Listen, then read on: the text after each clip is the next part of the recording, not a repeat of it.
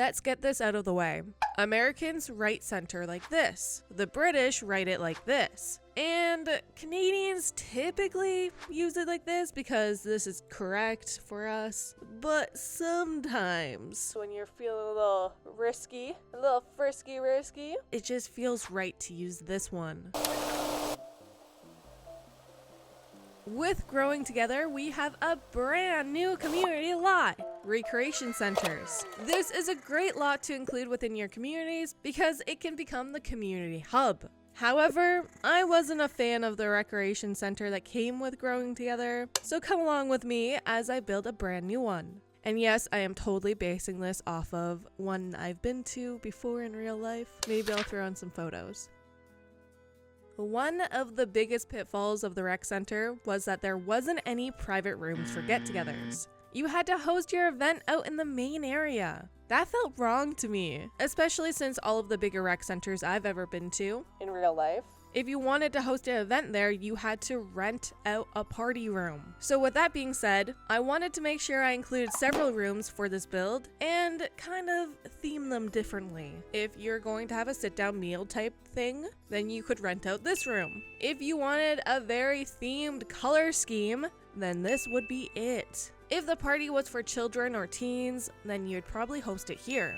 Maybe it's for a toddler or an infant, then it would most likely happen in this room. You see, each room has a function. Heck, you could even host an event in the gym. It is certainly big enough for that. The issue that this now presents in your game is that you can't lock the doors to these rooms because it's a public lot. A hungry rando will hit up this kitchen, or on the other hand, your guests might leave the room to check out the other rooms. So, it's not ideal. Either way, having separate party rooms will make the build feel realistic, and it maybe even possibly, maybe, sort of, potentially, maybe, I don't know, make the gameplay feel realistic. It just depends on how good you are at wrangling Sims, I guess. I don't know what The Sims 4 has against real gyms. First, it was that sad gym in the high school basement, and now this? Have the devs ever been to a public gym before? And I'm not talking about a gym. I'm talking about school gyms or rec center gyms. Sure, they might have a weight room or a room dedicated to machines, but the main room will probably look like this or something like it. Possibly. A large, tall room with several basketball hoops on the walls and probably 2 set up as a basketball court using the entire room. A space big enough for several different sports activities, events for children, March break things, youth dances, and I think you get the picture. It should be big enough for all of that and more. The real life location I'm basing this build on has a gym that looks exactly like this. You know, not to pat myself on the back, but you can't see it. I'm totally patting myself. As a teenager, I used to volunteer to help supervise the youth dances there. Every other Friday, I'd be standing here in this corner, bored out of my mind. They had a DJ booth set up over here, and it would get packed sometimes. Other times, it was very, very empty. Anywho, this is what I think of when I think of a community center and the gym that's most likely located there. I know that's not everyone's experience, so I'd love to hear about your local community center. Does it have a gym? Does it look like this? A bit smaller? A bit larger? Maybe it has a pool. Let me know. This lot is the biggest one in the new world. Now, I do want to say that the outside of the original rec center was great. I liked it. It blended in well and it looked very nice, very fancy smancy. And maybe I could have achieved something like that for this build. If only I didn't decide to build such a large building. However, one thing I thought it was severely lacking would be fun outside spaces. You know what I mean, Jellybean? Outside zones. Maybe it's simply to sit and ponder if the glass is half full or half empty. Spoiler alert, it's refillable. Or perhaps it's a splash pad or sandbox for the kids. Either way, there should be something to do outside.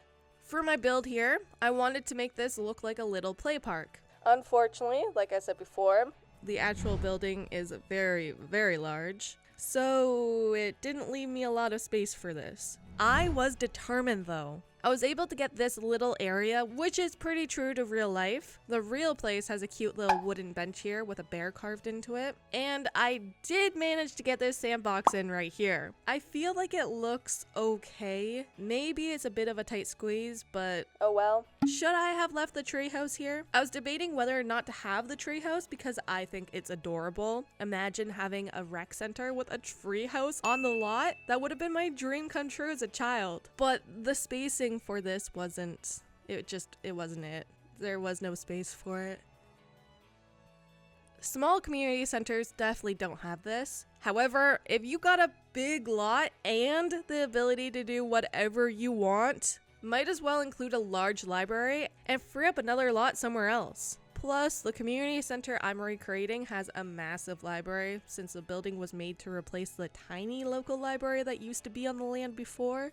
And you know, art mimics life. And hopefully that's what's happening here. There are definitely fundamental zones in a library, especially if it's going to be a big library. One of these zones include an area for younger children. There might be a spot for story time, perhaps a little puppet show, like this one here. Maybe some kid-friendly seating and toys. There might even be dedicated rooms like a children's art room. I almost put a fence around this because I thought it would be cool for infants and to utilize the baby-proofing thing, but decided against it. Didn't feel right. I hope that was the right decision. Another area that you need to include, particularly in such a massive space, would be a lounge area. Somewhere for people to hang out and chat. Oh, and to read. Yep, we can't forget about reading. I wanted it to feel cozy here and warm. I added the fireplace just for that extra warmth and coziness. But other than that, this large couch thing is kind of like the real life one, so I didn't want to stray too far away from that. Aside from this very large lounge area, I've scattered a few armchairs and coffee tables throughout the entire rec center. These are good spots to read, catch up with loved ones, wait for people, and simply relax. A library is very much a gathering place for the community. I spent a lot of time there volunteering as a youth, and I witnessed a lot of people hanging out here for various different reasons. Friends and family gather here to hang out, tutors teach here, students work on projects together, events happen, and people come simply to get out of the house and to work or read. That's why it was important to have several empty tables here in the center. I imagine that's where the Sims would go to do their homework or to use their laptops. You know what? I'm just thinking about the fact that this is a great place for like a club. Maybe you have a club for teens or university students to do their homework together. Or maybe it's just like a hangout spot for them. Who knows, but it would be a really good spot for a club from get together. Not only do libraries have empty tables or meeting rooms, but libraries tend to have desktop computers available. Typically, you need to have a library card to access it. I guess it's a good thing that this is The Sims and they can freely access them. I've put these computers here and a few over here. Zones for different age groups is a very, very important thing to include, I would say, since, you know, a rec center is the community hub, like I mentioned earlier. However, a community center might be targeted towards a particular life stage, perhaps a build for elders to meet one another, or just a space for the youth. On the other hand, you might also want to keep it general, especially if you're building a large one and you have the space to include various zones for different ages. This is why I've included the kids zone, the youth room, a mature space in the library, one that younger kids might not appreciate as much as older kids, as much as adults. Even within those spaces, I tried to target particular life stages, like the art room. I've made a section for older Sims and one for children. I think it's important to incorporate that, to have the different ages. In the original one, there wasn't really that going on. I mean, they did have this little section for infants and toddlers, but it wasn't the same thing. The goal here was to make sure every life stage was included. I think I did a good job at that. I'm patting myself on the back again. Can you tell? Do you hear it? You probably hear it. You probably hear it because I've edited the sound to make it sound louder. Now you don't know what's real. What's real? Who knows? But yeah, as you can see, children have these areas, while teens and adults have these ones. I really do like the addition of the recreation center. I think I might even like it more than the standard library lot. Not going to lie. I feel like there's more potential to it. There's options to it. You can really make a gathering spot for the community, whether it's focused on physical activity, a library, meeting rooms, or an outside adventure. There are lots you could do with it. No pun intended. Thank you for watching. If you want to see me rebuild something else from another expansion pack, let me know in the comments down below. And if you like this sort of thing, don't forget to like the video and subscribe for future content like this. Thank you so much. I hope you're doing good. Stay happy, healthy, and hydrated. Until next time, bye!